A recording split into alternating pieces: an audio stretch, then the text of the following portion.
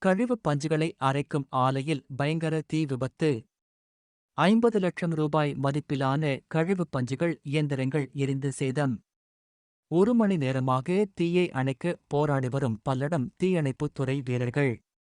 திருப்பூர் மாவட்டம் பல்லடம் அருகே மங்கலம் அக்ரஹாரபுத்தூர் பகுதியைச் சேர்ந்த பஷீர் அராஃபத் என்பவர் கழிவுப் பஞ்சுகளை அரைத்து நூல் தயாரிக்கும் ஆலையை நடத்தி வருகிறார். வாடகைக்கு கட்டிடம் எடுத்து கடந்த 1.5 வருடங்களாக இந்த தொழிலை செய்து வருகிறார். இன்று பணி நடைபெற்றுக் கொண்டிருக்கும் போது திடீரென கழிவு பஞ்சுகள் அடுக்கி வைக்கப்பட்டிருந்த குடோனில் தீ பற்றியது.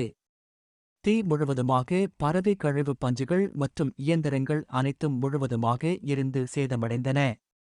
உள்ளே பணியில் இருந்த தொழிலாளர்கள் உடனடியாக வெளியேற்றப்பட்டனர். தகவல் அறிந்து சம்பவ இடத்திற்கு விரைந்து வந்த பல்லடம் தீயணைப்பு துறை வீரர்கள் தீயை அணைக்கும் பணியில் ஈடுபட்டு வருகிறார்கள். கூடுதலாக தண்ணீர் லாரிகள் வரவழைக்கப்பட்டு தீ அணைக்கும் பணி நடைபெற்று வருகிறது.